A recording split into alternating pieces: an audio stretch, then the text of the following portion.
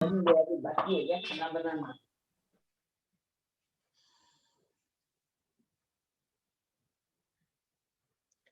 हाँ, शुरू कीजिए, स्टार्ट हो गया।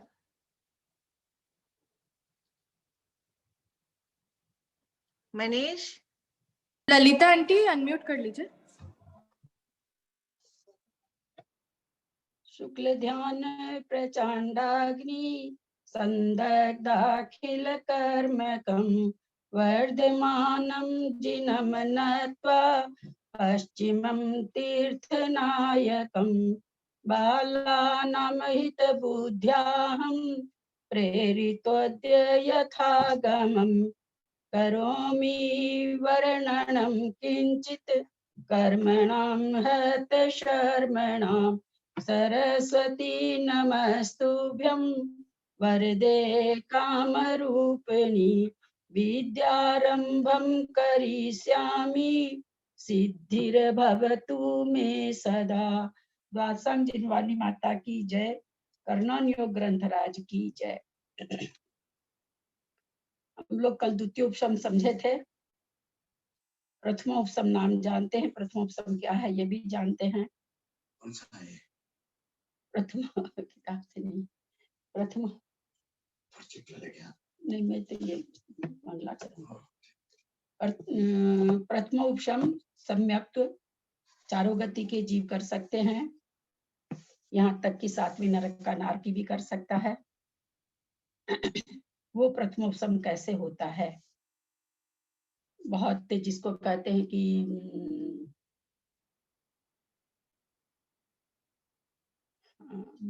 एक मिनट, संग्रहण ऐसे तो हम लोग जान चुके थे। 5 लब्धि होती है, 5 लब्धि के अंत में 5वीं लब्धि में 3 करण होते हैं, फिर प्रथमोपशम होता है। अब लोग हम उसको व्यवहारने से समझेंगे। व्यवहारने का मतलब वहां तक समझते जाना, वहां तक समझते जाना जिसके आगे समझने के लिए कुछ ना बचे, माने एकदम उसकी अगली पढ़त तक खोलते जाना। प्रशांत किशोर निकाल दीजिए। उस प्रथमोपशम को हम लोग समझेंगे, क्योंकि प्रथमोपशम सम्यक दर्शन कोई भी कर सकता है, पुरुष भी स्त्री भी, पंचम काल में भी कर सकते हैं। ऐसा प्रथमोपशम होता है तो कैसे हो जाता है, अथवा इसके होने में 1 दिन लगता है कि 2 दिन लगता है कि 2-4 महीना लगता है, क्या इसका प्रोसेस कितना लंबा होता है, ये सारी चीजें आज हम लोग थोड़ा सा जानेंगे। तो 1 मिनट दीजिए ना आपका मोबाइल। तो सबसे पहले तो प्रथमोपशम करने में 5 लब्धि, सबसे पहले 5 लब्धियों से ही शुरू होता है। पहली क्षयोपशम लब्धि है, जो कि पहले बांधे हुए कर्म, जो कर्म के पटल हैं, उसका अनुभाग स्पर्धक विशुद्धि के द्वारा प्रति समय अनंत गुनाहीन होते हुए उदीर्णा को प्राप्त किए जाते हैं। उस समय माने जो बांध रखे हैं कर्म, सत्ता में जो बंधे हुए कर्म है, वो प्रति समय अनंत गुनाहीन होकर के जब उदय में आए, उसको क्षयोपशमिक लब्धि कहते हैं। अपने को लगेगा कि हम लोग का तो ऐसा कभी हो ही नहीं सकता है। आचार्य कहते हैं किसी समय में हम लोग बहुत भगवान के सामने बैठ के विधान कर रहे हैं, बहुत ही मन एकाग्र हो रखा है, बिल्कुल भगवान में लगा हुआ है, उस समय क्षयोपशम लब्धि हो सकती है, क्योंकि परिणामों की विशुद्धि से ही अनंत गुनाहीन होते हुए स्पर्धक उदय में आते हैं। विशुद्धि लब्धि उसके बाद होती है, जो प्रति समय अनंत गुनाहीन होता हुआ स्पर्धक उदय में आ रहा था, तो साता आदि का निमित्तभूत और असाता आदि का अशुभ कर्मों के बंध का विरोधी जो जीव का परिणाम है, उसे विशुद्धि उस समय कैसे परिणाम होने लगते हैं। साता का तो बंध ज्यादा होने लगता है और असाता का बंध होने वाले परिणाम हीन होने लगते हैं, विशुद्धि को प्राप्त होता जाता है। इसका नाम विशुद्धि लब्धि है। जिस समय बहुत पूजा में लगे हुए हैं, बिल्कुल एकाग्र मन से लगे हुए हैं, उस समय ये विशुद्धि लब्धि हो सकती है।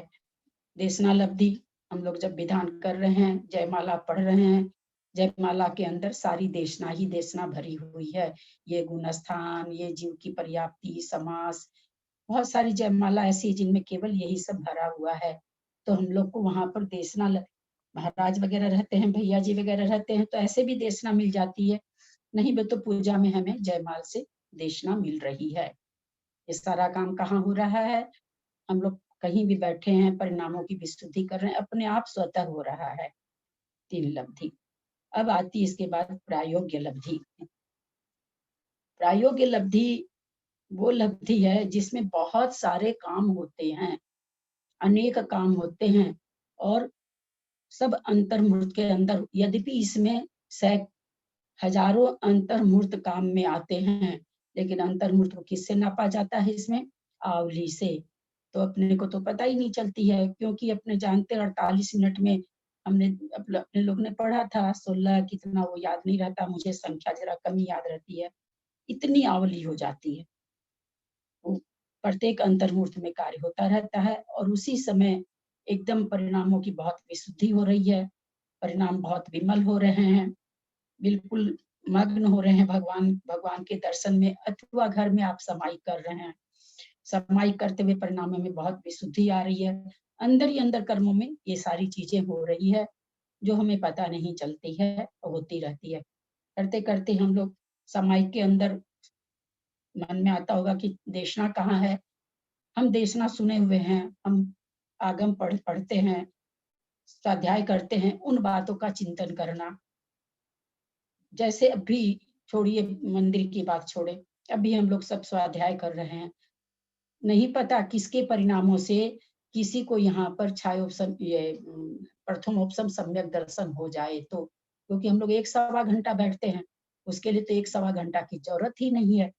बहुत ध्यान से सुन रहे हैं, विशुद्धि बढ़ती जा रही, बहुत विशुद्धि से ग्रहण कर रहे हैं।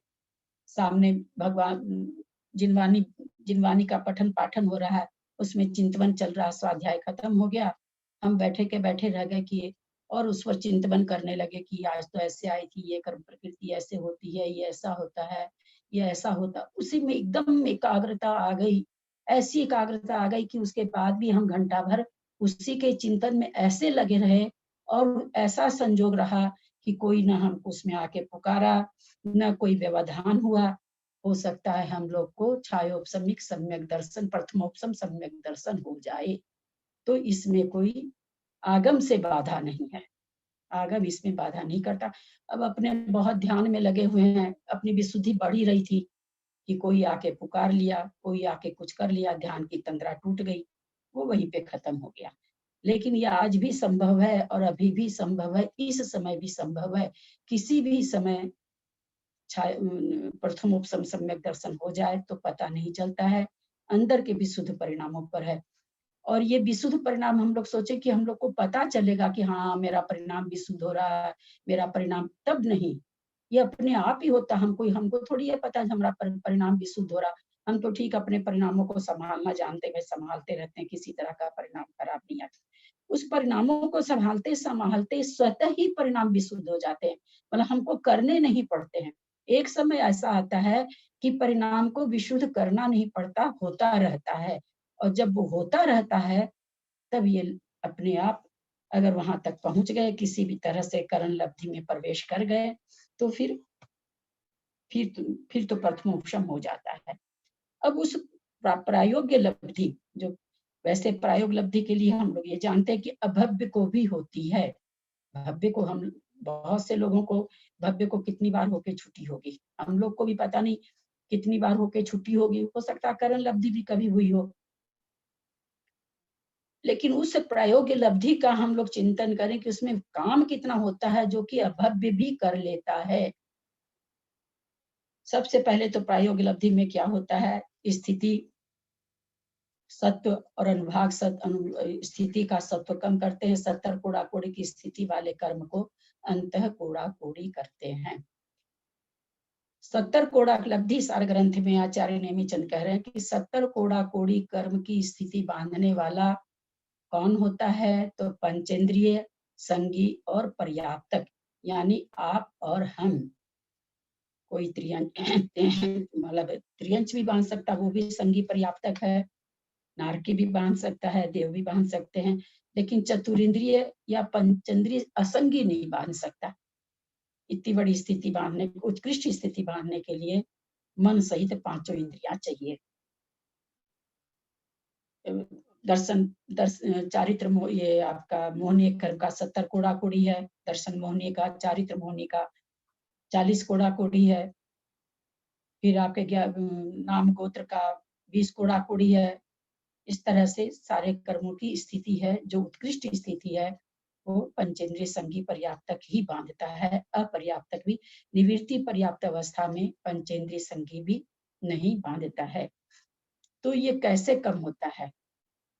ये जो स्थिति, इतनी बड़ी स्थिति और प्रायोगुलब्धि के पहले विशुद्ध परिणाम उसके हो रहे हैं, उसका अनुभाग घट रहा है, स्थिति जो बंध रही है वो कम बंध रही है, लेकिन जो स्थिति में सत्ता में जो कर्म पड़े हैं उनकी स्थिति अभी तक कम नहीं हुई है। और जो ये कहाँ होगी? प्रायोगिक लब्धि में। यहाँ आके आचार्य कहते हैं कि जब इस बंधने वाले कर्म भी अंतः कोड़ा कोड़ी बंधने लगे और जो बंधे हुए सत्ता के कर्म हैं वो भी अंतः कोड़ा कोड़ी के हो जाएं, तब जाकर के सम्यक्त होने का अधिकारी, प्रथमोपसम करने का अधिकारी होता है।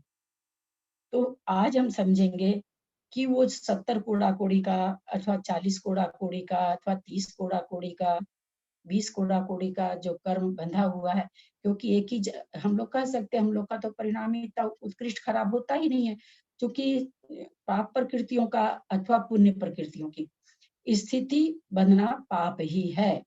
संक्लेश परिणाम से ही सब कर्मों की स्थिति ज्यादा बंधती है। हम लोग जान चुके हैं 3 आयु को छोड़ के संक्लेश परिणामों के द्वारा 117 प्रकृति का बंध उत्कृष्ट स्थिति होती है, उत्कृष्ट स्थिति का बंध होता है 3 आयु को छोड़कर। तो इस स्थिति को हम लोग आज प्रायोगिक लब्धि में पहुंचने के पहले तक तो छायोपशमिक हो रहा है, विशुद्ध हो रहा है, देशना हो रही है, यहाँ तो अब वो नहीं बांध रहा उत्कृष्ट स्थिति, पहले की बंधी हुई हो सकती है। यहाँ प्रायोगिक लब्धि को आज हम लोग ज्यादा बढ़िया से समझने वाले हैं, इसमें क्या क्या होता है। एक बार उसमें एक सेकेंड।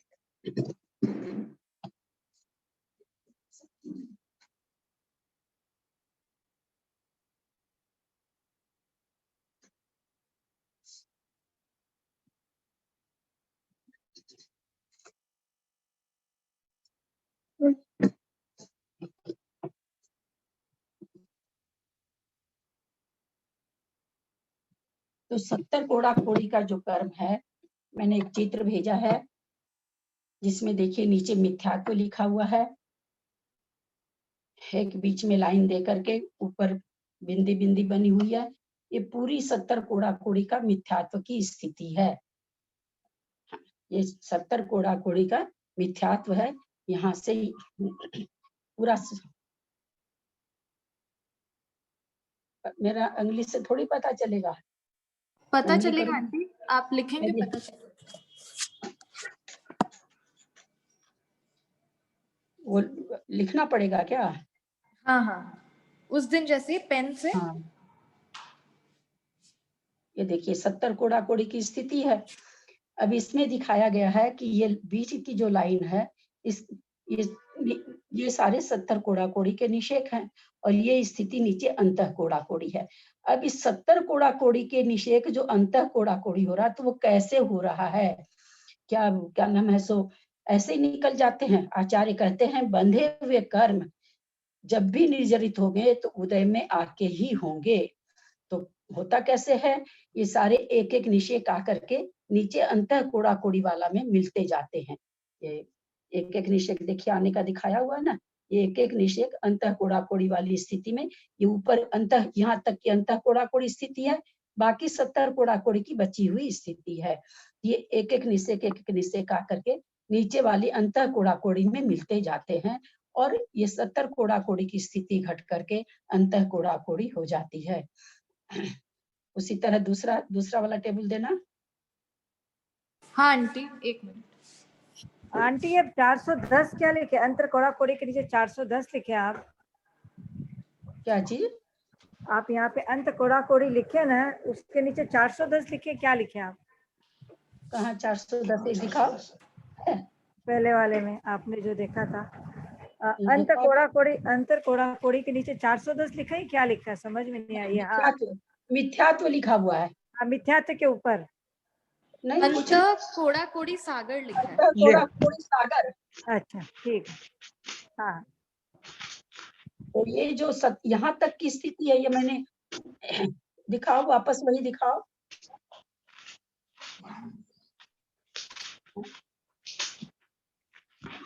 यहाँ से यहाँ तक की सारी स्थिति, मैं आपका फोन में भेजना क्या, इसको एक बार देख लिया। अरे यार ये पढ़ रही हो ना अभी हम कहा। ये घसक क्यों जा रहा है सनी? फोटो क्या? घसक जा, हो नहीं रहा, फोटो घसक जा रहा है। नहीं, आप उसमें लिखिए, नहीं लिखा रहा। हाँ नहीं लिखा रहा अभी, उस समय तो लिखा है। फोटो की पेन सिलेक्ट फोटो करिए। घसक जा रही है।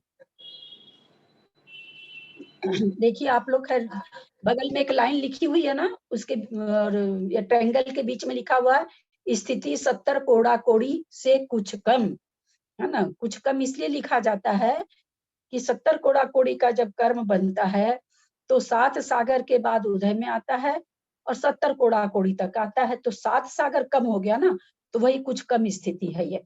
और अब उसको क्या, यहाँ तक की स्थिति है, यहाँ से वो कम होते होते एक एक निषेक, एक एक निषेक, एक एक निषेक करके अंतः कोड़ा कोड़ी में आके मिलते जाते हैं, और उसकी स्थिति कितनी हो जाती है, अंतः कोड़ा कोड़ी।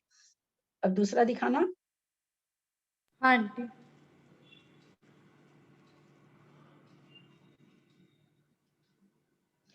उसी तरह से तीसीय, तीसीय का मतलब 30 कोड़ा कोड़ी जो बनते हैं कर्म, ज्ञानावरण, दर्शनावरण, अंतराय और वेदनीय, ये 4 कर्म की उत्कृष्ट स्थिति 30 कोड़ा कोड़ी सागर होती है। तो इसमें भी क्या होता है, ये नीचे की स्थिति अंतः कोड़ा कोड़ी है, इसके भी ऊपर के निषेक नीचे ऐसे आके मिल जाते हैं।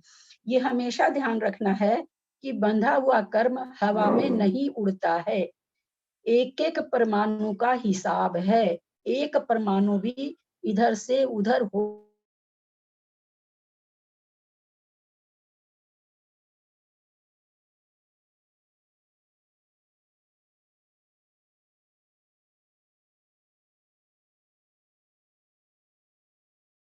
खत्म नहीं होता है। तो जो 30 माने 30 कोड़ा कोड़ी वाले, ये 4 कर्म है, तो उसके भी इस तरह से परमाणु आ जाएंगे। उसी तरह से कर्म परमाणु। उसके बाद तीसरा जो ब्लॉक मैंने भेजा है, बीसीए लिखा हुआ, वो 20 कोड़ा कोड़ी उत्कृष्ट स्थिति इसकी, 20 कोड़ा कोड़ी किसकी, नाम और गोत्र की। तो इसके भी निषेक इस तरह से यहाँ तक का बनाया गया कि इस ब्लॉक के निषेक इस तरह से यहाँ आ जाएंगे। ये स्थिति अंतः कोड़ा कोड़ी की है, यहाँ से यहाँ तक की स्थिति, नीचे की लाइन के नीचे की स्थिति अंतः कोड़ा कोड़ी है। तो इस तरह से ये कर्म परमाणु हो जाते हैं आयु को छोड़कर। ललिता जी 20 कोड़ा कोड़ी वाला वापस बताइए ना एक बार। 20 कोड़ा कोड़ी सेम है सुलोचना जी, ये 20 कोड़ा कोड़ी का नाम और गोत्र का उत्कृष्ट स्थिति 20 कोड़ा कोड़ी होती है। तो ये नीचे की, ये लिखा नहीं रहा,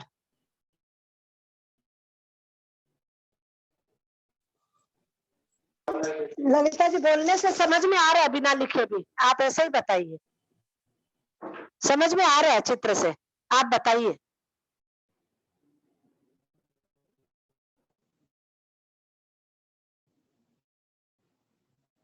आंटी शायद लेफ्ट हो गए हैं।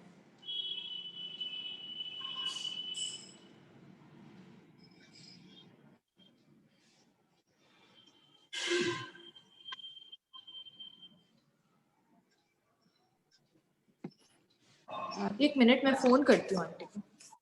20 कोड़ा कोड़ी वाला दिखाना। अच्छा आंटी आ गए, 20 कोड़ा कोड़ी वाला दिखाना।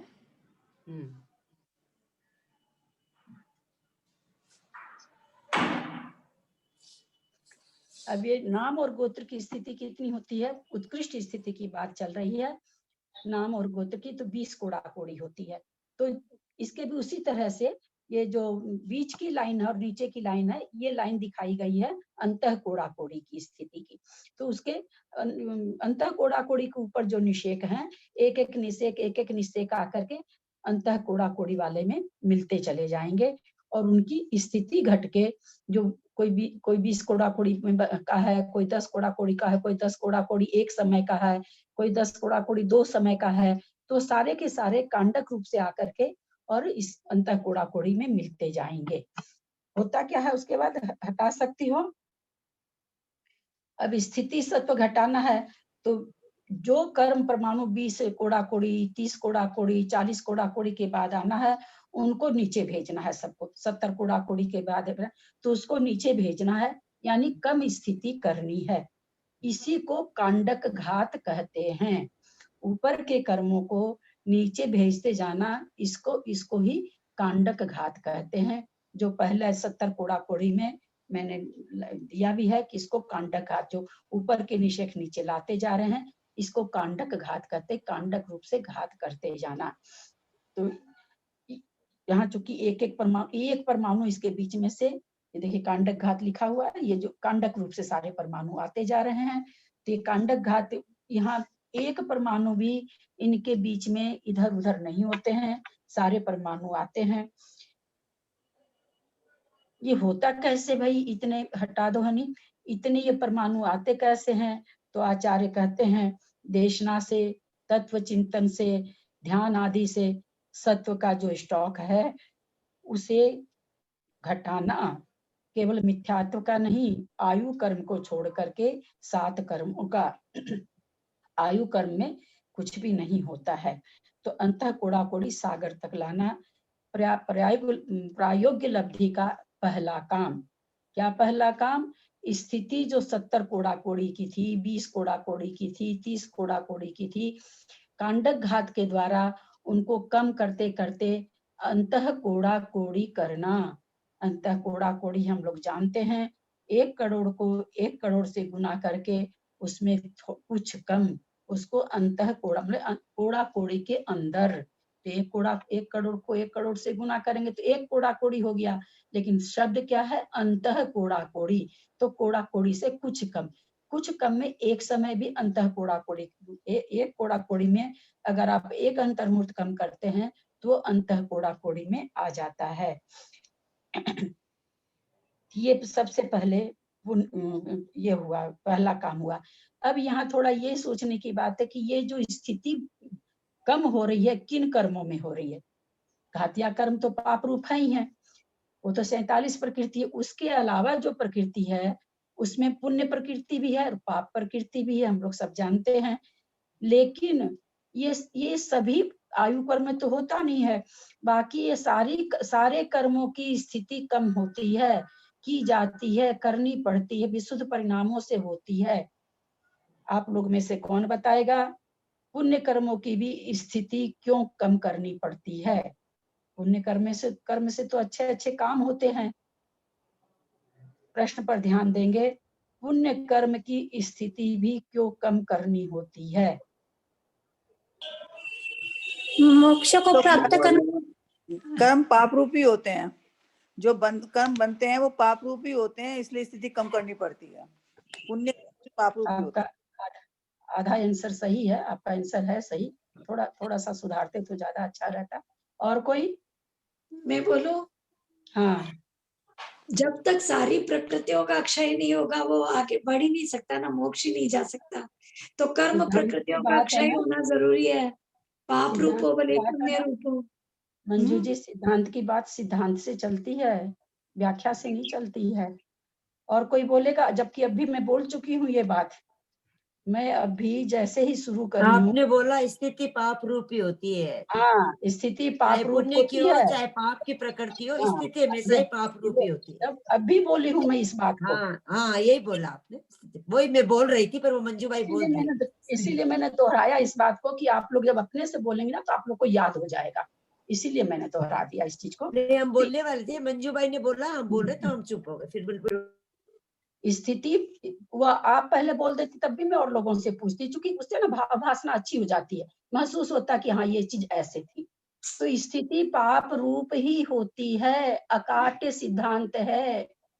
तीर्थंकर हो, चक्रवर्ती हो, नारायण हो, प्रति नारायण हो, कोई भी हो, स्थिति पाप रूप होती है 3 आयु को छोड़कर, इसलिए पुण्य प्रकृति की स्थिति भी कांडक घात होती है। ठीक है, यहाँ तक समझ में आया बढ़िया से कि तो पहला काम क्या हुआ प्रायोगिक उपलब्धि में, स्थिति कांडक घात। अब हम लोग चलते हैं अनुभाग में। इसमें ललिता जी एक मिनट, आपने सत्ता का भी कुछ बताया स्थिति के साथ में? अभी ये उसी का ना चल रहा है। नहीं, सत्ता की प्रकृतियों में तो सारा हो रहा है। अभी मतलब वो नहीं आ रहे हैं, अभी बंद में नहीं आ रहे हैं, अभी सब सत्ता में चल रहा है सब चीज। ठीक, हाँ, अभी सारी चीज हम लोग सत्ता का कर रहे हैं, जब बंद का करेंगे तो फिर बंद का। अभी सत्ता में सब चीज हो रही है, क्योंकि अंतः कोड़ा कोड़ी स्थिति किसकी की हमने। अभी पहला काम क्या हुआ प्रायोगिक उपलब्धि में कि जो कर्म हमारे स्थिति 70 कोड़ा कोड़ी 20 10 5 जो भी बंधी हुई थी उनको हमने अंतः कोड़ा कोड़ी किया। और उसमें ये प्रश्न आया कि भाई आपने पुण्य प्रकृति का क्यों स्थिति बंद कम कर रहे हैं, तो उसका उत्तर आचार्यों ने दिया कि स्थिति पाप रूप ही होती है सभी कर्मों की। क्यों होती है, उसका ये जवाब है कि कोई भी स्थिति अगर ज्यादा है तो संसार में ज्यादा रोकती है, तो इसलिए स्थिति पाप 3 आयु को छोड़ करके, ये हमेशा ध्यान रखेंगे, 3 आयु को छोड़ करके पाप रूप ही होती है। तो पहला काम इसमें क्या हुआ, अंतः कूड़ा कूड़ी की हम लोगों ने 7 कर्मों की स्थिति की। अब चलते हैं अनुभाग में। अनुभाग का भी चित्र शायद भेजा है मैंने, मेरे को याद तो है कि 1 मिनट आंटी करती हूँ।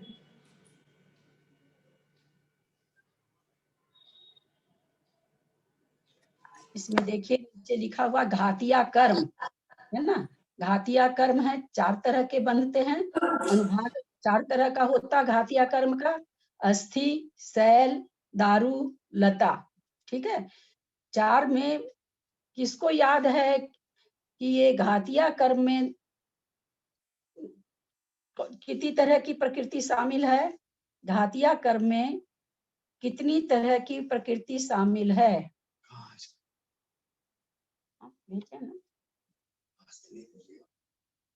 सब नहीं है,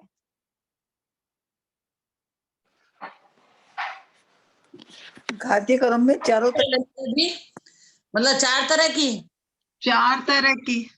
मैं बताऊं, घाती कर्म में देश घाती और सर्वघाती 2 तरह की प्रकृतियां। बहुत सुंदर। घातिया कर्म शामिल है देश घाती और सर्वघाती।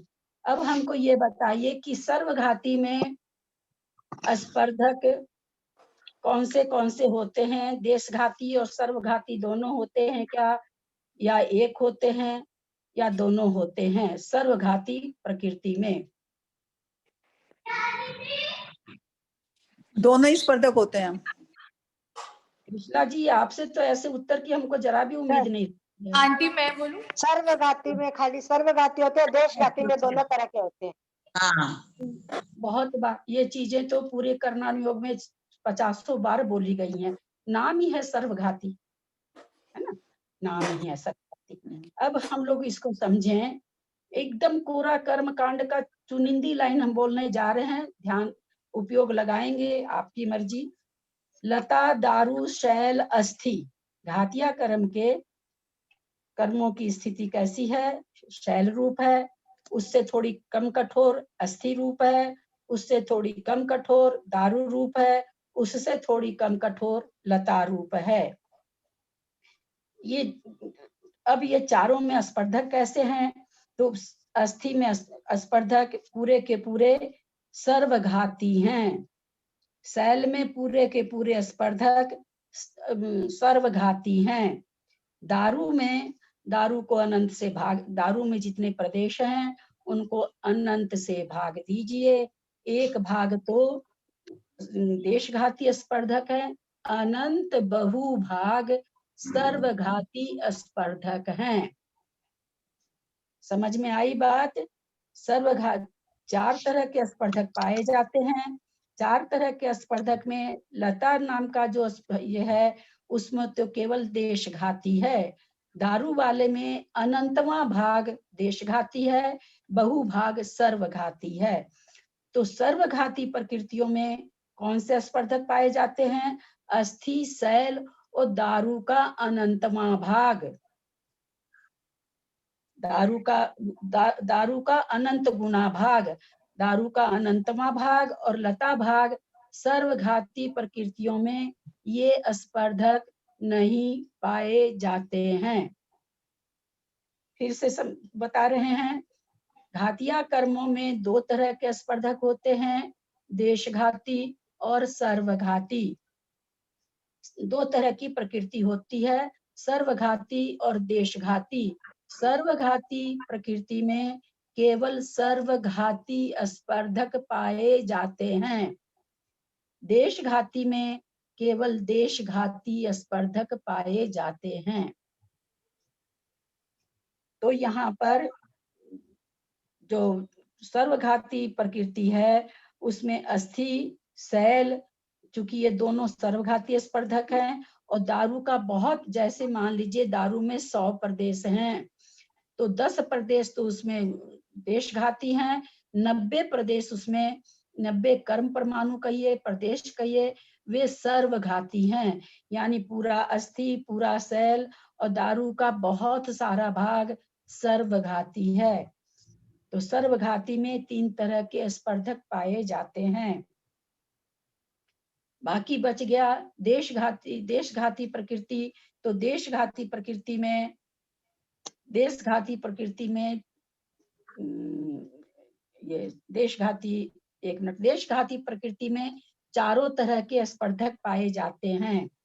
कैसे चारों तरह के स्पर्धक कैसे पाए जाएंगे? क्योंकि देशघाती प्रकृति में सर्वघाती स्पर्धक भी है और देशघाती स्पर्धक भी है। इसको कैसे समझें?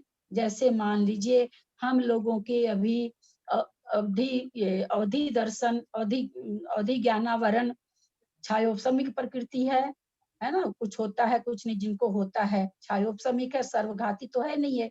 देशघाती में केवल ज्ञानावरण सर्वघाती प्रकृति है, बाकी चारों ज्ञान देशघाती है। लेकिन देशघाती में भी सर्वघाती के स्पर्धक इसलिए घटेंगे कि आपको हमको अभी अवधि ज्ञानावरण का सर्वघाती स्पर्धकों का उदय है।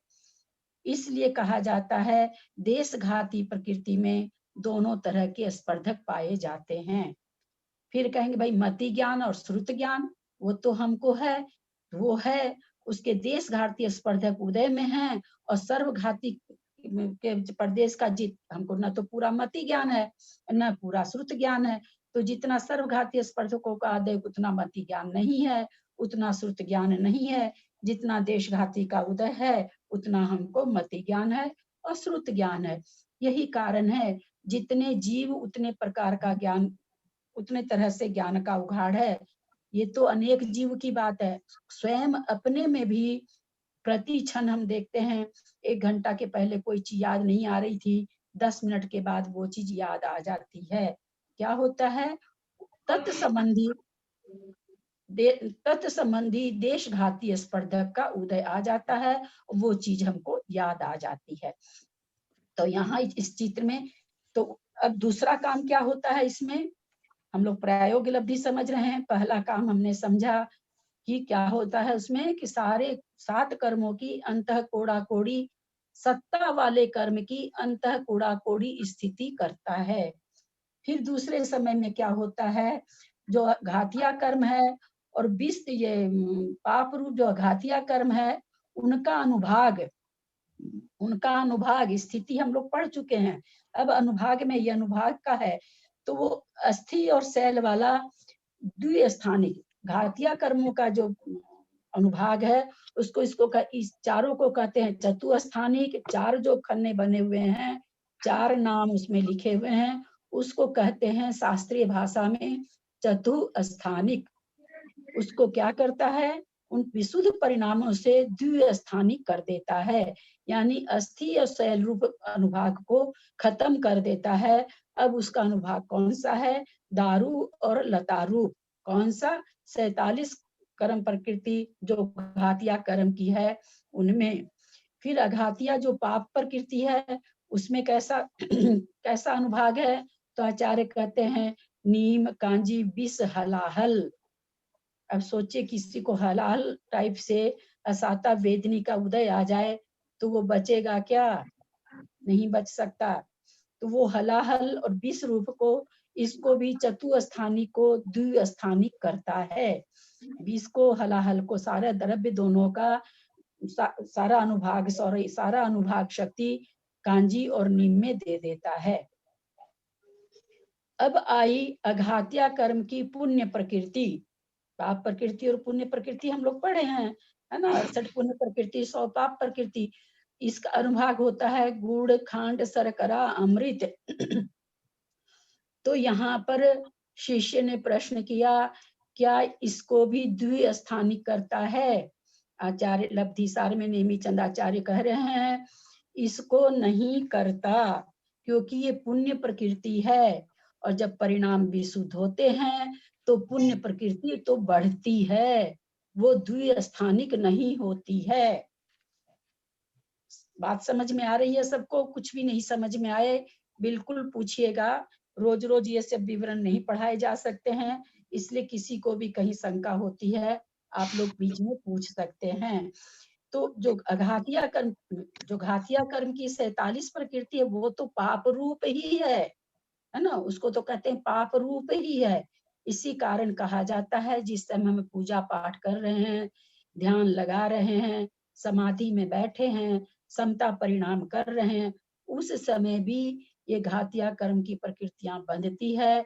तो कहा जाता है शुभ परिणामों से भी पाप प्रकृतियां बंधती है, शुभ योग से भी पाप प्रकृतियां बंधती है, क्योंकि ज्ञानावरण आदि अंतराय आदि निरंतर बंधी प्रकृतियां है। और घातिया कर्म में यही 47 प्रकृतियां आती है चारों कर्म की, ज्ञानावरण, दर्शनावरण, मोहनीय और अंतराय। अब ये पुण्य प्रकृति के कोई भी अनुभाग कांडक घात नहीं होगा। तो दूसरा काम क्या हुआ इसमें कि अनुभाग कांडक घात हुआ पाप प्रकृति का, और घातिया कर्म की प्रकृति को द्विस्थानिक किया, पुण्य प्रकृति में कुछ भी नहीं किया, चतुस्थानिक रहते हैं। इस अघातिया कर्म में अथवा घातिया कर्म में जो इतने तीव्र परमाणु हैं, हलाहल, विष, अस्थि, शैल, तो ये एक बार में सम्यक्त को पहले घटाकर शून्य कर दिया गया। सम्यक्त तो नहीं हुआ, अभी सम्यक्त बहुत दूर है, सम्यक्त के पहले ये काम कर रहा है।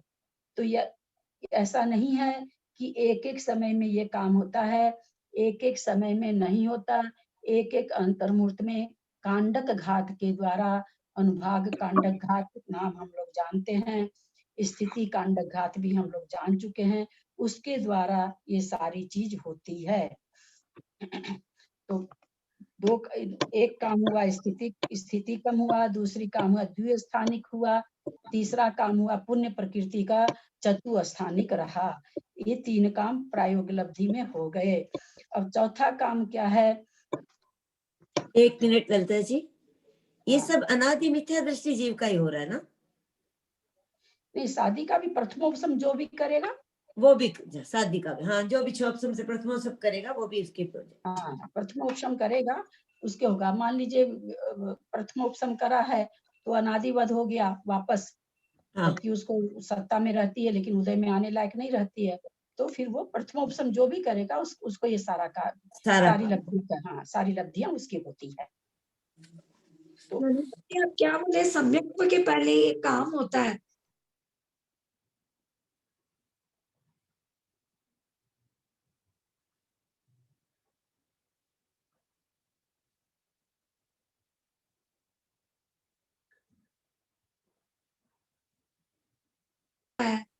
हाँ, ये सारे काम सम्यक्त्व के पहले हो रहे हैं, मतलब सम्यक्त्व की उत्पत्ति नहीं हो गई। जो ये कांडघात हो रहा है, स्थिति अनुभाग कांडघात, अनुभाग कांडघात, तो अभव्य भी तक को हो रहे हैं। तो हाँ मतलब ये तो अभव्य तक को हो रही है ना? हाँ अभव्य तक को हो रहा है, हाँ अभव्य तक को हो रहा, वही कह रहे हैं।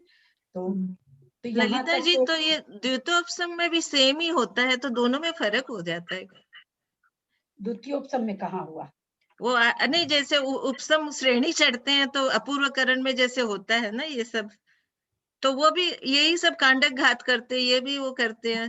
हाँ, वहां पर जो हो रहा है वो दूसरे हिस्सा, वो श्रेणी के हिसाब में हो रहा है। वहां स्थिति कांडघात, अनुभाग कांडघात करण परिणामों के द्वारा हो रहा है। यहाँ पर करण परिणाम नहीं हो रहे हैं।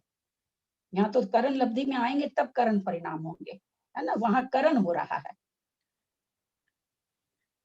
ये ऐसी स्थिति कांडघात और अनुभाग कांडघात है कि आप वापस आकर के इनको ये कर सकते हैं, वापस बांधने लगेंगे आप, फिर आप विशुद्धि से गिरे फिर होने लगे। लेकिन वहां जो अपूर्व करण में स्थिति कांडघात, अनुभाग कांडघात होकर के तो आप आगे बढ़ गए, मोक्ष चले गए। अगर उपसम में करें तो पूरा दबाए हैं तब उपसम की बात दूसरी है, लेकिन छपक में कर रहे हैं तो वो तो फिर मोक्ष चला जाता है। वहां पर करण परिणाम के द्वारा हो रहा है, यहाँ अभी करण परिणाम नहीं हो रहे हैं। मतलब करण परिणाम और उस विशुद्धि में क्या फर्क हो गया? बहुत फर्क है करण परिणाम में तो। नहीं, करण परिणाम में तो इसमें जब आ जाएंगे तब तो फिर सम्यक तो हो ही जाएगा। इस सारा प्रयोग लब्धि में ये सब थोड़ी वहां पर होता है। चतुस्थानीय, द्विस्थानीय, ये सब उतनी ऊंची गुण श्रेणी में, सॉरी गुण स्थान में नहीं होता है ये सब। उसको चतुस्थानीय कर रहा है, द्विस्थानीय कर रहा है, ये पहले ही हो जाता है। वहां पे और ज्यादा, वहां बचे हुए और कर्मों का होगा फिर। यहाँ तो यहाँ कर्मों का कुछ नहीं हो रहा है, ये केवल प्रथमोपशम हो रहा है, कुछ भी नहीं हो रहा है। ये जो भी चीज हो रही है सब टेम्पोररी हो रही है, केवल प्रथमोपशम सम्यक प्राप्त करने के लिए हो रहा है। बताइए 70 कोड़ा कोड़ी से कम आपने कहा था ना, कि वो थोड़ा मुझे समझ में नहीं आया कि जो 70 कोड़ा कोड़ी से कुछ कम कहते हैं, क्यों कहते हैं, एक बार प्लीज बताइए। 70 कोड़ा कोड़ी की स्थिति जब हम बांधते हैं तो 7000 बरस तक उदय में नहीं आता है, उसके बाद वो 70 कोड़ा कोड़ी तक आता है। तो 7000 वाली स्थिति तो खत्म हो गई ना। ठीक है, 70 कोड़ी है ना, 7000 वर्ष कम 70 कोड़ा कोड़ी आएगा उदय में, तो वो इसलिए वो कम कहा जाता है। पहले आपने 7 सागर बोल दिया था तो मैं टोकी नहीं भूल से, अभी 7000 ठीक बोला ना उदय में जाता। अच्छा, पहले आपने भूल से 7 सागर बोल दिया था। 70 बोल दिए होंगे 70 कोड़ा कोड़ी का। अभी ललिता जी, यहाँ पर जो कर्मों की स्थिति है और अनुभाग है वो क्या समूह रूप से घट रही है क्या? हाँ, यहाँ पर जो कांडघात हो रहा है जो, तो कर्मों की स्थिति अनुभाग वो समूह रूप से घट रही है। हाँ, कांडक रूप से घट रही है, समूह रूप से नहीं। ये सब इसीलिए कहा जाता है, ये सब काम प्रति समय नहीं होता, अंतर्मुहूर्त अंतर्मुहूर्त में होता है। क्यों होता है अंतर्मुहूर्त अंतर्मुहूर्त में? क्योंकि कांडक रूप से घात हो रहा है, हर समय नहीं होता, कांडक रूप से घात होता है।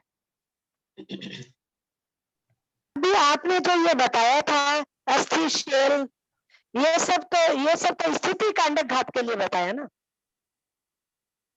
अस्थि शैल अनुभाग है यहाँ अच्छा, फल देने की शक्ति का अनुभाग है। कैसा अनुभाग दे रहा वो है, अस्थि शैल वगैरह, अस्थि शैल, विष, हलाहल, ये सब अनुभाग का है। ठीक है ललिता जी, ये जो कांडक शब्द है इसका भी कोई अर्थ है क्या? कांडक मतलब समूह, कांडक मतलब समूह। ठीक है, एक कर्म की वर्गना नहीं, समूह रूप से वर्गना, है ना। एक कर्म का वर्ग नहीं, समूह रूप से वर्गना रूप से आएगा। वर्गना स्कंध को ही कहते हैं, समूह को ही वर्गना कहते हैं। वर्गना मतलब एक कर्म, किसी एक कर्म का एक परमाणु नहीं होता। वर्गना, वर्गों के समूह को वर्गना कहते हैं, तो स्कंध को ही वर्गना कहते हैं।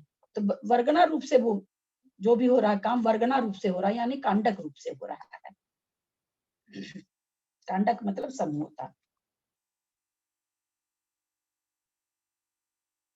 ये कांडघात हर अंतर्मुहूर्त के बाद होता है क्या? एक एक अंतर्मुहूर्त के बाद एक एक कांडघात होता है क्या? हाँ, एक एक अंतर्मुहूर्त से यहाँ पर पहले ही बता चुके हैं कि ये सारा काम भी अंतर्मुहूर्त का ही है। नहीं तो प्रथम उपसम अगर ऐसा हो जाए कि प्रथम उपसम तो 3-4 घंटा में होता है, 3-4 दिन के परिणामों से होता है, 3-4 महीने के परिणामों से होता है, तो किसी को भी प्रथम उपसम होगा ही नहीं। ऐसा कोई जीव नहीं है जो 4 दिन, 4 महीना, 4 साल, 4 घंटा अपने परिणामों को उत्तरोत्तर बढ़ाता जाए। अनादि मिथ्या दृष्टि जब ऊपर के गुण स्थानों में समय नहीं है, छोटा छोटा समय है, तो यहाँ कहाँ से रहेगा। तो इसलिए यहाँ अंतर्मूर्त का मतलब आवली ही लेना है, समय नहीं लेना है, इतना ही जानना है। प्रत्येक आवली में ये काम हो रहा, एक आवली में असंख्यात समय होता है, समय में नहीं हो रहा है ये काम। 70, तो ये देखिए कि आप अंतर्मूर्त मतलब वो अंतर्मूर्त भी सारे कांड घात होने में असंख्यात अंतर्मूर्त लगते हैं, लेकिन फिर भी 48 मिनट का नहीं लिया गया है। वो सारे मिलके भी 48 मिनट नहीं लगते हैं, लेकिन फिर भी उनकी संज्ञा क्या है, अंतर्मुहूर्त है। 70 कोड़ा कोड़ी के कर्मों को 40 कोड़ा कोड़ी के कर्मों को घटा के कितना कर दिया गया, अंतः कोड़ा कोड़ी कर दिया गया। अनुभाग भी अंतः कोड़ा कोड़ी कर दिया गया और स्थिति भी अंतः कोड़ा कोड़ी कर दी गई। अब यहाँ पर आचार्य बताते हैं, एक सेकेंड, आप ये भी एक साथ नहीं होता ना ये कांडक का, हर आवली में कांडक रूप से हो रहा है। हाँ, तभी तो संख्यात अंतर्मूर्त लग रहे हैं ना, नहीं तो क्यों लगते। फिर तो एक अंतर्मूर्त में काम हो जाता। तो अंतर्मूर्त से होता क्या है, हम लोग के दिमाग में अंतर्मूर्त बोलते ही 48 मिनट आता है दिमाग में, तो उस चीज को हटा दीजिए दिमाग से। अंतर्मूर्त सुनते ही आवली दिमाग में लाने लगिए, 48 मिनट दिमाग में नहीं लाइए, वो कहना चाह रहे हैं। क्योंकि किसी का भी परिणाम, ये सारे काम अंतर्मूर्त, एक मूर्त अंतर्मूर्त, ये सारे होते होते 48 मिनट लगती होगी, वो अलग बात है। लेकिन इसके लिए, क्योंकि किसी का भी परिणाम बहुत देर तक विशुद्ध नहीं रह सकता है, वो परिणामों से गिर जाएगा तो प्रायोगिक लब्धि तक ही नहीं पहुंचेगा, वो पहले ही देशना से मुड़ जाएगा, विशुद्धि लब्धि से मुड़ जाएगा, छायोपशमिक से मुड़ जाएगा। कहीं भी परिणाम गिरे वो लब्धि छूटी तो आगे की लब्धि नहीं होगी, है ना। तो उत्तरोत्तर बढ़ते हुए एक साथ में सारी लब्धियों को होना है। अब यहाँ पर स्थिति अनुभाग की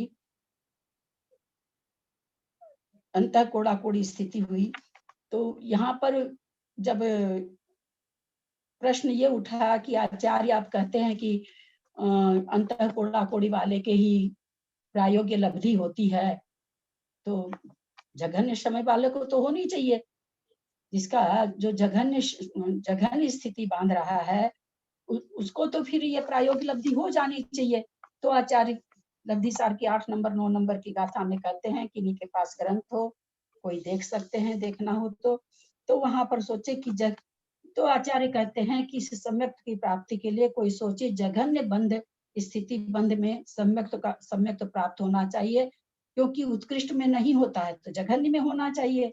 आचार्य कह दिए कि 70 कोड़ा कोड़ी का 40 कोड़ा कोड़ी का उत्कृष्ट बंध में प्रायोग्य लब्धि नहीं होती है। तो प्रश्न उठा कि भाई जघन्य में कहिए फिर कि जघन्य में हो जाता है, तो कहते हैं कि जघन्य स्थिति बंध कहाँ होता है, मोहनीय कर्म का चारित्र मोहनी का जघन्य स्थिति बंध कहाँ होता है, जब विच्छुति होने वाली होती है तब, जब कहाँ कर्म होता है। प्रकृति। सिद्धांत की बात सिद्धांत से बोलिए, कहाँ होता है, जगह का नाम बताइए। अनिवृत्तिकरण गुण स्थान चारित्र मोहनी का कहाँ होता है जघन्य स्थिति बंध, 9वें गुण स्थान में। वही तो बोली मैं, अनिवृत्तिकरण में। 9वें गुण स्थान में निवृत्तिकरण तो बोले आप, लेकिन हाँ। ठीक है, स्थिति उदय के हिसाब से वहां पर 10वें में चूंकि बंध नहीं हो रहा इसलिए कह सकते। तो 9वें गुण स्थान में जघन्य स्थिति बंध हो रहा है चारित्र मोहनी का, वहां पर उसको सम्यक करने की तो जरूरत ही नहीं है। वहां पर वो प्रथमोपसम क्यों करेगा, वो तो सम्यक के साथ ही चढ़ा है ना। गुण स्थान में जो चढ़ रहा है तो सम्यक के साथ चढ़ रहा है, तो वहां पर उसको सम्यक करने की जरूरत ही क्या पड़ेगी। और फिर बहुत सारे कर्मों की स्थिति जघन्य स्थिति बंध एक इंद्रिय की होती है, तो एक इंद्रिय से असंगी पंचेंद्रिय तक तो सम्यक तो होता ही नहीं है। जघन्य स्थिति बंध एक इंद्रिय के विकल्प त्रय के होती है, और या फिर पंचेंद्रिय संगी को कहाँ होती है, गुण स्थान में होती है। जैसे पहले गुण स्थान जहां जहां बंध विच्छुति होती है वहां भी जघन्य स्थिति बंध होता है, और ऊपर के गुण स्थानों में भी होता है।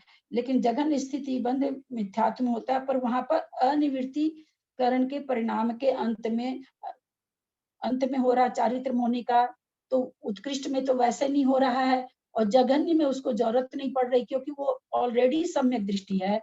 जो मिथ्या दृष्टि होता है वो करेगा प्रथमोपसम। तो आचार्य कहते हैं कि जघन्य में भी प्रथमोपसम प्रायोग्य लब्धि नहीं होती।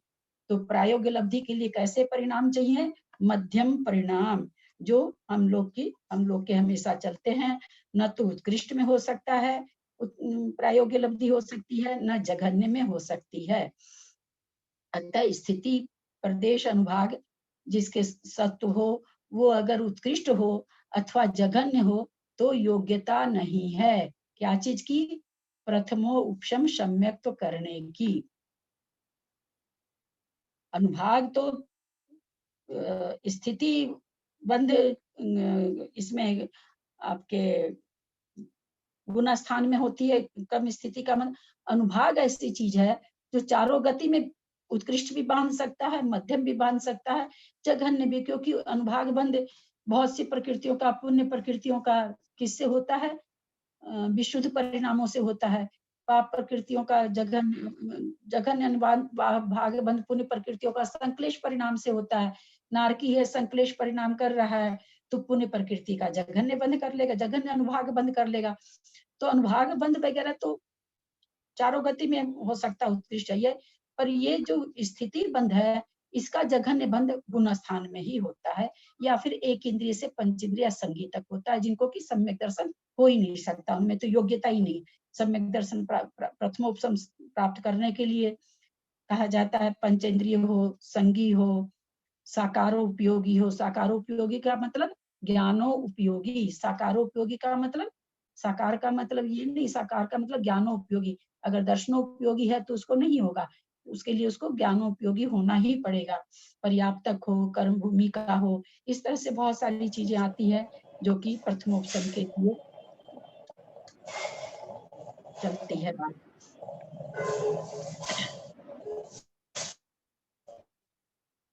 अब उत्कृष्ट हम लोग अनुभाग और स्थिति समझे। अब उत्कृष्ट प्रदेश पर आते हैं, क्योंकि इसमें तीनों चीज आती है, प्रकृति छोड़ करके बाकी तीनों चीज आती है। तो उत्कृष्ट प्रदेश की बात आती है तो प्रदेश का मतलब परमाणु की संख्या।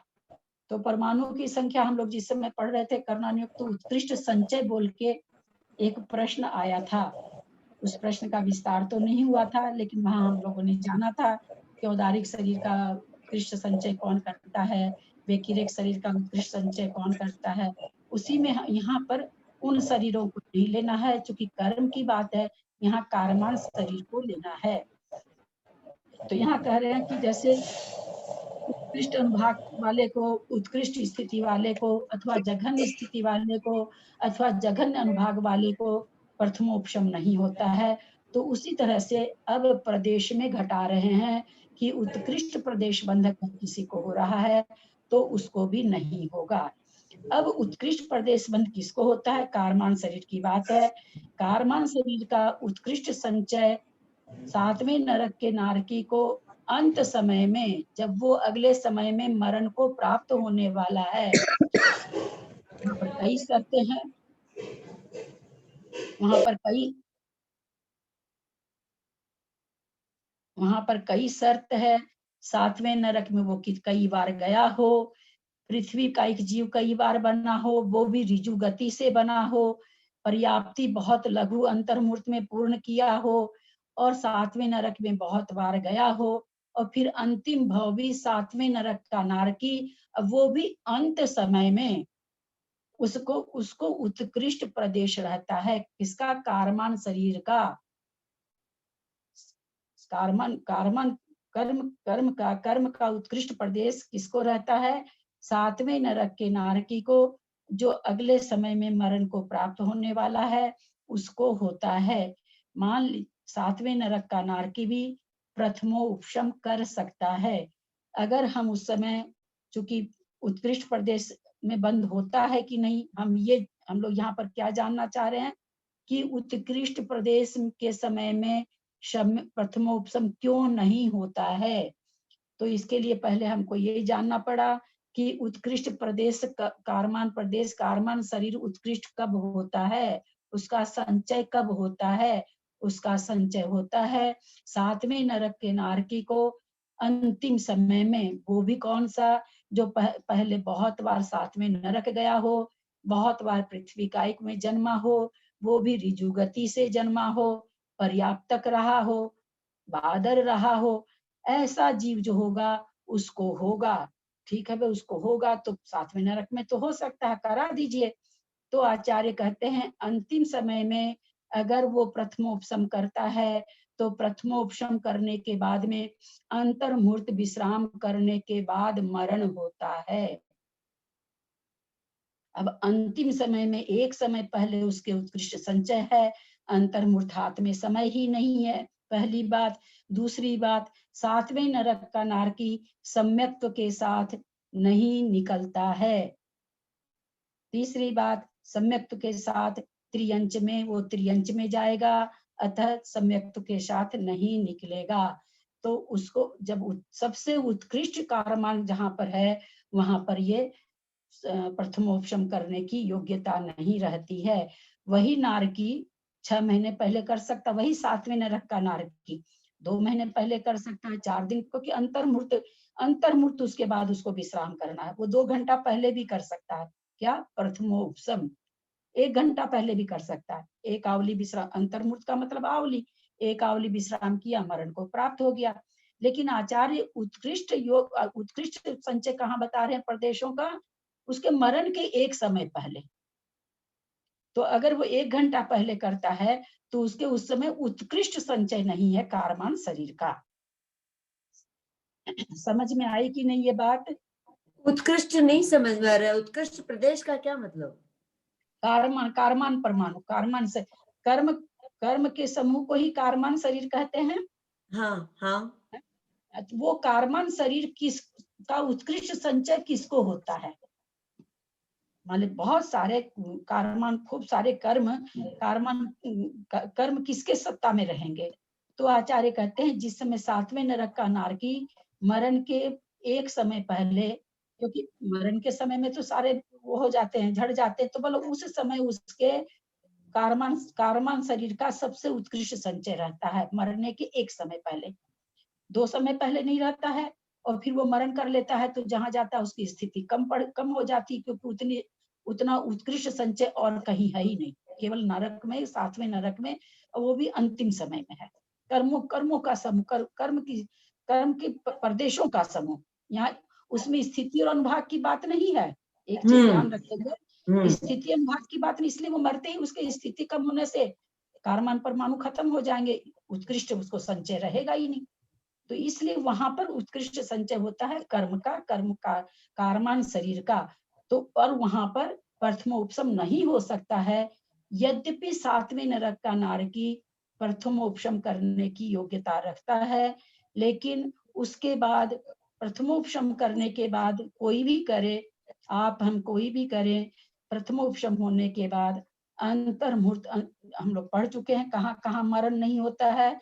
उसमें एक बात ये भी आई थी, प्रथमोपशम करते हुए मरण नहीं होता है, हम लोगों ने पढ़ चुके हैं। तो प्रथमोपशम सम्यक प्राप्त करने के बाद अंतर्मुहूर्त विश्राम करेगा, उसके बाद मरण होगा, कोई भी जीव हो। अब नारकी है, अंतिम समय के पहले समय मान लीजिए उसको करा देते हैं, उत्कृष्ट संचय है वहां पर उसको कारमान शरीर का, लेकिन फिर वो अंतर्मुहूर्त समय नहीं बैठ रहा है। तो यहाँ पर आचार्य जो समझाना चाह रहे हैं वो ये समझाना चाह रहे हैं कि जिस तरह से उत्कृष्ट स्थिति, उत्कृष्ट अनुभाग, जघन्य स्थिति, जघन्य अनुभाग में प्रथमोपशम होने की योग्यता नहीं है, उसी तरह से जिसको कारमान शरीर का उत्कृष्ट संचय है वो भी प्रथमोपशम नहीं कर सकता है।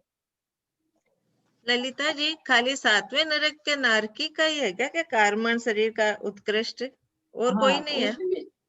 नहीं, वही एक समय पहले वो भी नहीं है, मरण के 2 समय पहले वो भी नहीं है। मरण के अंतिम समय के पहले समय में उत्कृष्ट संचय होता है कारमान शरीर का नारकी को, सातवें नरक के नारकी को। हाँ, और कोई को नहीं होता, मतलब मैं ये और कोई उत्कृष्ट संचय नहीं है। बाकी तो हम लोग कर्म से भरे हुए हैं, कर्म तो सबके बैठे हैं, उत्कृष्ट संचय नहीं है। अब चलिए ये तो उत्कृष्ट संचय, तो फिर शिष्य कहता है कि जघन्य में करा दीजिए, परदेशों से आपको क्या लेना है, जघन्य में करा दीजिए। तो फिर आचार्य कहते हैं कि जघन्य भी कहाँ होता है, थोड़ा सा ध्यान दीजिएगा। यह भी 10वें गुण स्थान में, वो भी किसको, देखिए मतलब अपूर्व पहले होती है, पूर्व क्या नाम कहते हैं, पूर्व स्पर्धक बनाए जाते हैं, फिर अपूर्व स्पर्धक बनाए जाते हैं, फिर बादर कृष्टि होती है, फिर सूक्ष्म कृष्टि होती है। हम लोग पढ़ चुके हैं कि ये सारे काम 9वें गुण स्थान में होता है। तो यहाँ पर वो कहना चाह रहे हैं कि जघन्य प्रदेश किसको होता है, 10वें गुण स्थान में छपित, बहुत थोड़ा सा कड़ा शब्द है, छपित कर्मांश जीव को, किसको होता है, छपित कर्मांशिक जीव को, छपित क्षत्रिय वाला छपित, छपित कर्मांशिक जीव को। अब मान लीजिए 100 आदमी चढ़ रहे हैं गुण स्थान, 10वें गुण स्थान में 100 आदमी पहुंच रहे हैं, तो जरूरी नहीं है कि सबको जघन्य प्रदेश हो।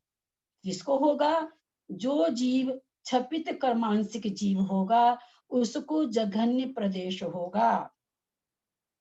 किसको कहते हैं छपित कर्मांशिक जीव, जो पहले से ही मतलब निवृत्तिकरण में आकर के सूक्ष्म कृष्टि, बादर कृष्टि, पूर्व स्पर्धक, अपूर्व स्पर्धक, वहां तक वो बहुत प्रदेश लेके नहीं पहुंच रहा है। अपने सत्ता में से स्थित कर्म प्रदेशों को कम कम कम कम करता हुआ निर्जरा करता रहता है, और बांध भी कम रहा है। तब इसको सब में कर्म प्रदेश की जघन्य स्थिति रहती है, प्रदेशों का जघन्य क्या नाम है, जघन्य प्रदेश रहते हैं। ऐसा नहीं है कि जो भी पहुंच रहे हैं अपूर्वकरण अनिवृत्तिकरण में प्रदेशों की संख्या सबको ऐसी ही हो। जो जीव छपित कर्मांशिक होके चढ़ते हैं उनको जघन्य प्रदेश पाया जाता है, तो उनको तो होगा ही नहीं, उनको तो बहुत जघन्य है। और बाकी 10वें गुण स्थान वगैरह में जो क्षय करके चढ़ रहा है या उपशम करके चढ़ रहा है, तो वहां पर भी उनके जघन्य प्रदेश, चूंकि विशुद्ध परिणाम है तो विशुद्ध शुभ प्रकृतियों का प्रदेश ज्यादा आ रहा। लेकिन वहां पर जैसे एक दिन हम आप लोग को शायद पढ़ के सुनाए थे क्या, कि उत्कृष्ट योग बताया गया 9वें गुण स्थान में, उत्कृष्ट योग। तो प्रश्न उठा कि इसको कैसे घटाएं, उस समय तो वो ध्यान में बैठे मुनि महाराज, बोले उस समय उनका मन से इतना अधिक योग हो रहा है जो कि एक मतलब आप हम नहीं कर सकते तीनों योग से भी। तो 9वें गुण स्थान में बताया गया उत्कृष्ट योग, वो सबको नहीं होता है, ऐसा नहीं कि सबको उत्कृष्ट योग होता है, क्योंकि ये अपने अपने जीव की सबके अपने अपने परिणाम हैं। तो उत्कृष्ट योग वहां पर 9वें गुण स्थान में बताया गया था। तो अब एक है जो उत्कृष्ट योग से चढ़ रहा है तो उसके तो बहुत प्रदेश आ रहे हैं। एक जीव वो छपित कर्मांशिक जीव है, वो कर्मों को खिराता खिराता चढ़ रहा है, खूब खूब निर्जरा करता हुआ चढ़ रहा, और बांध भी कम रहा है, तो ऐसा जीव कहलाता है। इस जीव को कहते हैं जघन्य प्रदेश वाला। तो आचार्य कहते हैं इसको भी बंध नहीं होगा, ये मतलब सॉरी ये भी प्रथमोपशम नहीं करेगा, जरूरत ही नहीं है, जरूरत ही नहीं है। तो सम्यक दृष्टि है, सम्यक दृष्टि प्रथमोपशम क्यों करेगा, क्योंकि जघन्य प्रदेश कहाँ बंध रहे हैं, तो बोल रहे हैं कि गुण स्थान में 10वें गुण स्थान में बंध रहे हैं, वो भी छपित कर्मांशिक जीव के हैं जघन्य प्रदेश। वो किस लिए करेगा, वो तो निर्जरा करता हुआ जा रहा है, उसको तो सम्यक दर्शन की जरूरत ही नहीं है प्रथमोपशम की, ऑलरेडी वो तो सम्यक दृष्टि है। तो ये सारा हम लोगों ने सुना, स्थिति सुनी, अनुभाग सुना, प्रदेश सुना। जघन्य उत्कृष्ट सुन लिया कि नहीं होता है, प्रथमोपशम की योग्यता उस जीव के नहीं है। तो अब पारिशेष न्याय से ये निकला कि मध्यम स्थिति सत्व वाला, मध्यम अनुभाग सत्व वाला, मध्यम प्रदेश सत्व वाला ही प्रथमोपशम की योग्यता होती है।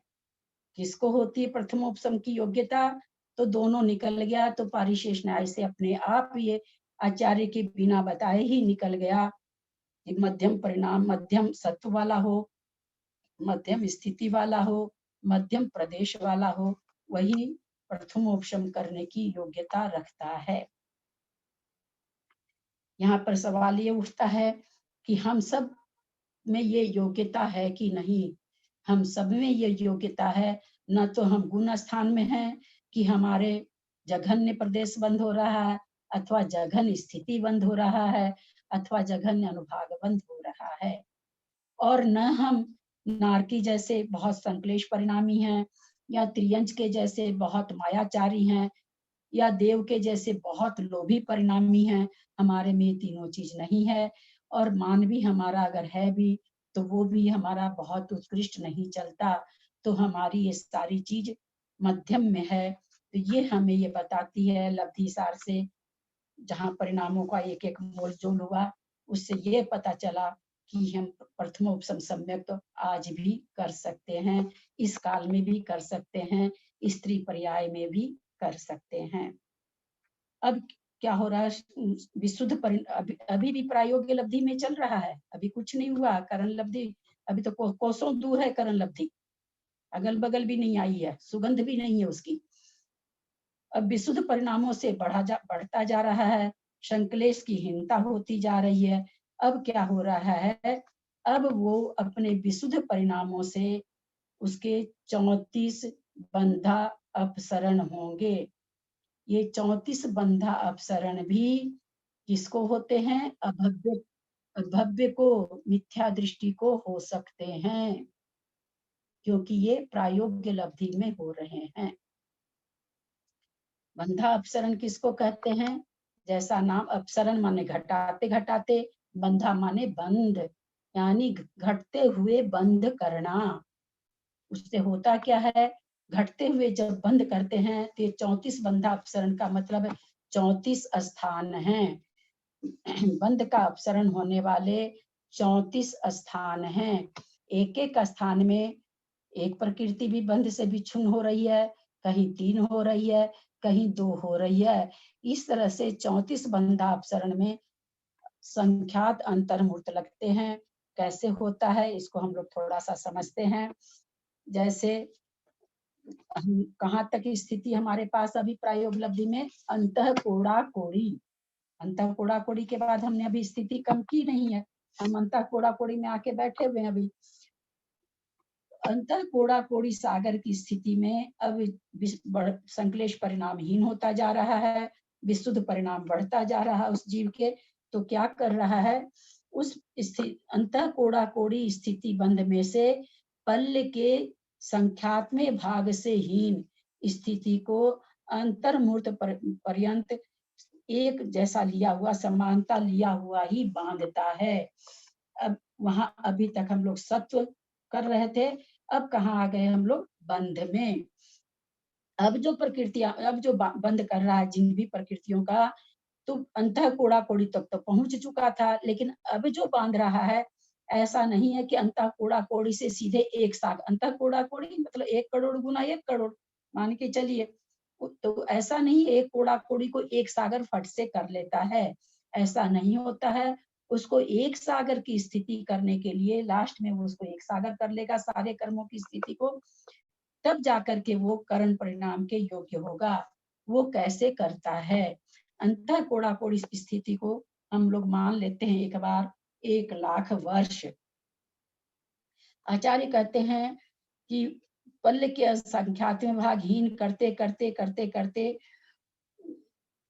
वो स्थिति जो 1 कोड़ा कोड़ी बांध रहा है उसको पल्ले के संख्यात्मक भाग प्रमाण, सॉरी संख्यात्मक भागहीन से स्थिति को बांधना चालू किया। करते करते एक समय ऐसा आता है कि इसी पल्ले के असंख्यात्मक भागहीन क्रम से स्थिति को घटाता रहता है। उसका आया है स्थिति घटाते घटाते, जब स्थिति बंध का ह्रास करते करते 1 सागर से हीन, 2 सागर से हीन इत्यादि क्रम से 700-800 सागर हीन अंतः कोड़ा कोड़ी स्थिति करता है। जैसे अंतः कोड़ा कोड़ी की स्थिति थी, पल्ले का संख्यात्मक भाग कम करता जा रहा, कम करता, ऐसे कम करते करते जब 700 वर्ष पृथकत्व लिखा हुआ है उसका मतलब यहाँ पर 700-800 सागर लिया जा रहा है। उस स्थिति में जब 700-800 सागर कम होता है तो पहला स्थिति बंधा अपसरण पड़ता है। क्या होता है उसमें? सबसे पहले बंधा, चूंकि ये 34 पढ़ेंगे, ऐसे 700-800 एक सागर कम करेगा, है ना, स्थिति में एक सागर कम करेगा। फिर एक सागर बढ़ाते बढ़ाते जब 700-800 सागर कम होगा तो एक बंधा अपसरण होगा। और सबसे पहले नरक आयु की विच्छुत्ति स्थान है। सबसे पहला नरक आयु का यहाँ पर बंध विच्छुत्ति हो जाती है। यहाँ पर जो बंध विच्छुत्ति होती है वो गुण स्थान वाले बंध विच्छुत्ति नहीं समझेंगे, क्योंकि परिणाम कोई जरूरी नहीं है ये जीव पहले नरक आयु बांध ही रहा होगा, बांध रहा हो अथवा नहीं बांध रहा हो, लेकिन यहाँ अब इसके परिणाम ऐसे हो गए हैं कि जब तक ये प्रथमोपशम प्राप्त नहीं कर लेगा तब तक, या वापस लौट के नहीं जाएगा यहाँ से, तब तक अब नरक आयु इसको नहीं बंधेगी। पहले बंधा अपसरण में नरक आयु का बंध विच्छुत्ति होती है। फिर 700-800 सागर से हीन अंतः कोड़ा कोड़ी की प्रमाण स्थिति को जिस समय बांधने लगता है उस समय तो नरक आयु की प्रकृति बंध से विच्छुत्ति हुई। फिर दूसरी विच्छुत्ति, फिर वापस एक सागर पल्ले कम करते करते 700-800 सागर जिस समय कम होगा उस समय फिर दूसरा अपसरण पड़ेगा जिसका नाम है त्रियंच आयु की विच्छुत्ति। वहां वो त्रियंच आयु की विच्छुत्ति करेगा। ये दूसरा बंधा अपसरण हुआ। फिर इसके बाद फिर सागरोपम पृथकत्व सागरोपम स्थिति कम, सब एक अंतः कोड़ा कोड़ी में कम हो रही है ना, अंतः कोड़ा कोड़ी में ये स्थितियां कम होती जा रही है। बार बार पल्ले के संख्यात में भाग, पल्ले के असंख्यात में भाग, पल्ले के असंख्यात में भाग करते करते जब ऐसा होता है कि 700-800 सागर कम होती है जिस पॉइंट पर, वहां पर एक स्थिति बंधा अपसरण होता है। ऐसा स्थिति बंधा अपसरण 34 होते हैं। उसमें सबसे पहले नरक आयु की विच्छुत्ति हुई एक अपसरण में, दूसरा बंधा अपसरण में त्रियंच आयु की हुई। उसी तरह फिर 700-800 सागर स्थिति कम किया तो मनुष्य आयु की विच्छुत्ति हो गई। फिर चौथे में देवायु की विच्छुत्ति हो गई। तो ये इस तरह से 4 आयु की पहले हो जाती है। पांचवी जब फिर 700-800 सागर स्थिति कम करता है अंतः कोड़ा कोड़ी में, तो फिर 5वां अपसरण पड़ता है। वहां पर नरक गत्या मनुपूर्वी का बंध विच्छुत्ति हो जाती है। ये वहां पर अब नहीं बंध नहीं सकती है। फिर वर्ष पृथकत्व सागर फिर स्थिति को कम करता है। तो वहां पर क्या होता है, सूक्ष्म अपर्याप्त साधारण शरीर, ये इनकी बंध विच्छुत्ति हो जाती है।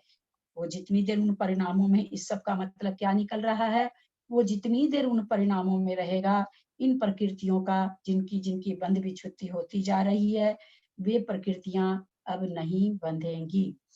फिर 700-800 सागर कम किया स्थिति में से, तो फिर सूक्ष्म अपर्याप्त और प्रत्येक ये विच्छुत्ति होती है। यहाँ पर एक प्रश्न उठता है, जो प्रश्न मैंने बेनाड़ा जी से पूछा था उसके बाद नहीं, छठे में भी तो सूक्ष्म, छठे बंधापसरण में तो सूक्ष्म और साधारण अपर्याप्त बोले हैं। हाँ, वही बताने जा रहे हैं कुसुम जी, वही प्रश्न मैंने बेनाड़ा जी से किया था। इसी प्रश्न का उत्तर बेनाड़ा जी मुझे बोले थे कल मैं लब्धि सार देख के बताऊंगा, और उसके बाद बेनाड़ा जी चले गए, नहीं बताए। मैं उसके बाद बहुत हाथ पैर मारी और लब्धि सार वगैरह गूगल पर खोला, समझा, समझ में आया। तो यही प्रश्न मुझे आया था कि एक बार जब सूक्ष्म अपर्याप्त की विच्छुत्ति हो गई तो फिर उसको सूक्ष्म अपर्याप्त को क्यों करा रहे हैं। तो इसका ये उत्तर है, ये संयोग रूप से विच्छुन्न हो रही है ना, मिली हुई। तो पहला जो, जैसे हम एक रोटी बनाए चना का आटा गेहूं का आटा और घी दे करके, दूसरा मिश्रण हमने बनाया बाजरे का आटा, गेहूं का आटा और मिश्रण गेहूं का आटा, दोनों में कॉमन हो गया, घी भी दोनों में कॉमन हो गया, परंतु दोनों दो चीज है।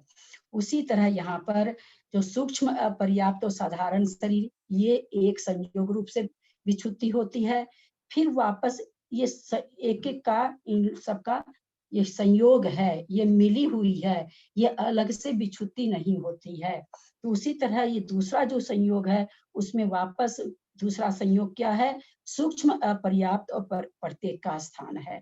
तो इसलिए तो जिस समय ये पहले विच्छुत्ति हो रही है, ऐसा कहा जाता है कि पूर्ण रूप से शायद नहीं होती है, बच जाती है, पूरी तरह से नहीं होती है। तो आगे जब अपसरण पड़ता है उसमें होती है। फिर सूक्ष्म बहुत सुंदर। अपर्याप्त, हाँ बहुत सुंदर निकाल लेते हैं आप, कैसे पता नहीं दिमाग में। सातवां, फिर आठवां, और यही मेरा प्रश्न था बेनारा जी से, मेरे को इसीलिए तो और भी रोना आया कि मैं किससे पूछूंगी अब। गजब है आप भी। ललिता जी हमको तो ये समझ में नहीं आया। समझ में क्या, प्रश्न करिए, क्या नहीं समझ में आया? ये अभी जो आपने बताया। आप आंटी अब ऐसे, एंड करते हैं। हाँ 8 बज गया। एंड करते हैं। हाँ ठीक है, क्योंकि ये तो बहुत ये बड़ा कल एक बार है। वापस बता देना। कल आंटी सूक्ष्म वापस अपर्याप्त बताइएगा, दोनों कुछ में समझ क्यों ही आई नहीं है? आया ये। छठा बंदा बंध्यापकरण वाला खाली वापस बताइए, उसके पहले तक पूरा आया समझ में, बंध्यापकरण से। हाँ ये नहीं तो संयोग एक रूप से बनती है, इतना मतलब भारी प्रकरण आपको एक दिन में इतना भी आ गया तो बहुत बार, मैं तो 4 दिन तो सोच के रखी हुई थी। जैसे पंच भागाहार पढ़े, 2 दिन 3 दिन नहीं समझ में आया, चौथे दिन खूब बढ़िया से आ गया। हाँ, तो हाँ, ये दिमाग में तो मेरे है ये कि भाई 2-3 दिन तो पढ़ाऊंगी, लंबा हाँ। अभी 34 बंदा अपसरण पढ़ाने में नहीं, समय लगेगा, हाँ, फिर उसको हाँ। दोबारा पढ़ाऊंगी, तिबारा पढ़ाऊंगी, ये तो दिमाग में पहले से ही है। एक दिन में समझ में आने की चीज है। नहीं प्रायोगिक लब्धि तो आपने हम लोगों को कई बार पढ़ा दी, तो वो तो कई बार पहले भी पढ़ाई है, ये बंध्यापकरण जो पढ़ाया था वो ऐसे साधारण तरीके से पढ़ाया था ना, अभी डिटेल में नहीं था। अभी डिटेल में, हाँ डिटेल में हो गया। प्रायोगिक लब्धि इतनी डिटेल में कहाँ पढ़ी थी? नहीं इतना डिटेल में नहीं पढ़े, लेकिन उसकी थोड़ी जानकारी बोल थी रहे हैं? ना, उसकी थोड़ी जानकारी थी। तो अब बंध्यापकरण तो हम जानते नहीं एकदम ही। प्रायोग लब्धि का आप नाम लो, आप लोग सुने हुए हैं, बस इसलिए कहिए वैकंता कोरापुर स्थिति, बस इतना ही जानकारी थी। और इतना ही, कुछ और वो आपने पहले भी लता गारू नीम कांजी ये सब बताए थे। आंटी एंड थोड़े करते बताए। हैं अब, स्तुति करते हैं। हाँ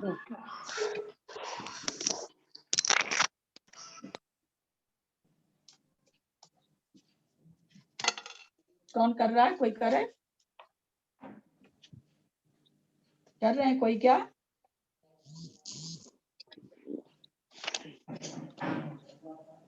आप ही कीजिए। यदक्षरमात्रा पदवाक्यहीनं मया प्रमाद्याति किञ्चनोक्तं तन्मे क्षमित्वा विदधातु देवी सरस्वती केवलबोधम्। बोधि समाधि परिणाम शुद्धि स्वात्मोपलब्धि शिव सौख्य सिद्धि चिंतामणिं चिन्तितवस्तुदाने त्वामनसे ममासु देवी। जा वाणी के ज्ञान ते सुजे लोकालोक सो वाणी मस्तक नमो सदा दे थोड़ो। हे जिनवाणी भारती तो जपो दिन रे जो तेरा शरणा गया सो पावे सुख चैन। संजीवनी माता की माता की जय। नमोकार।